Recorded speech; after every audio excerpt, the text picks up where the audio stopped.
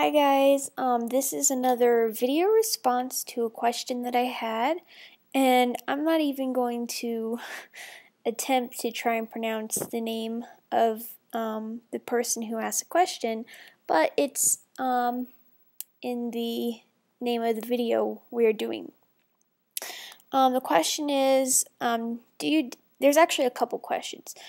The person asked, I hope this is not personal to ask, do you date, or do you have anyone special? Another question this person had was how far along I am in school and what I do if I fall behind. These are very good questions. So I'm going to answer the question about dating. This is kind of personal question for me, but you asked it, so I'll answer. I do believe that it is okay to date, but on the conditions that, I don't think, this is my personal opinion, I don't think you should be dating if you're not ready for marriage. And because that's basically what dating is doing, is preparing you for marriage. And I don't think you should go out and date, 10, 20, 30 people trying to find the right guy, because I believe that God is going to bring the right guy to my life. And when it's time, I'll start dating him. Adam didn't have to go searching for Eve. God brought Eve to Adam.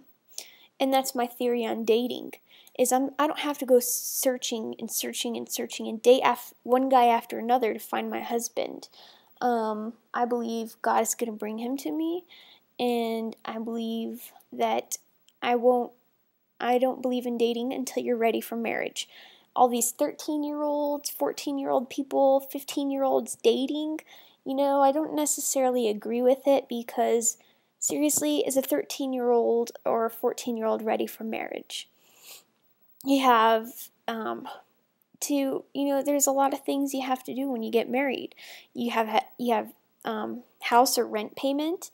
You have to have travel expenses like gas, car insurance, health insurance, house insurance, water, electricity.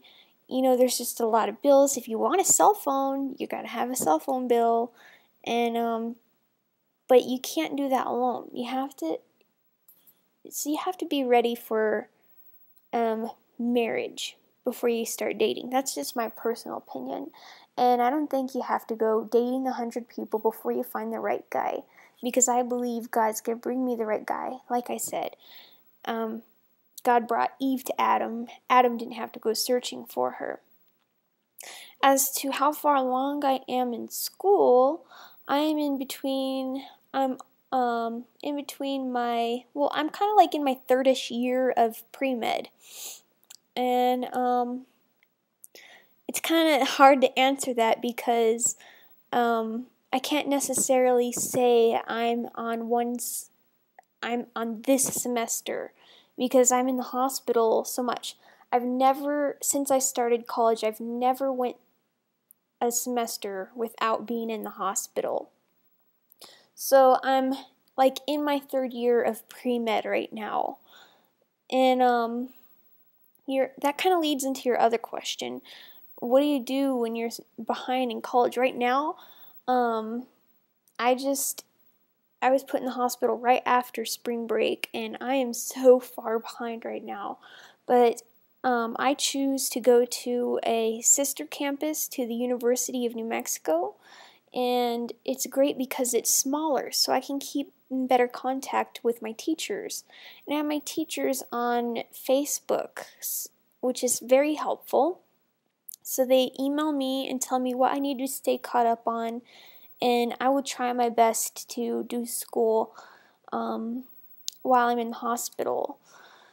I haven't done any school here this hospital stay, because I just can't concentrate. My concentration is very off.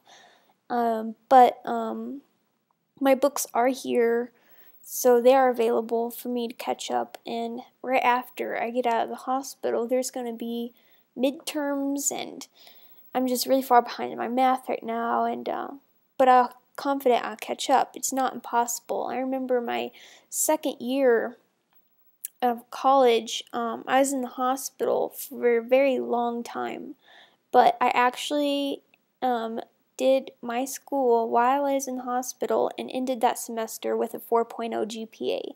So it's not impossible to catch up if you're far behind after hospital stay, but it is harder for some people. What makes it easier also is the sister campus I'm at from the UNM has closed caption in their classrooms, meaning that they videotape what the teachers while the teachers are lecturing. So I can get on the internet and actually watch the classes that I missed. So that makes it a lot easier. I hope this answered your question. And you know, with the school thing and just being behind, I know some other people who have dysautonomia that are behind in school, and you know what? It might take us a little longer to get through school, but I don't, I think it'll be fun. And if it takes longer, then it's going to take longer. Some school's something I'm very passionate about, and I've had people ask me, is it really worth it? Because you're like in the hospital every semester. And I said, yes, it's 100% worth it, because I'm going to be a great doctor.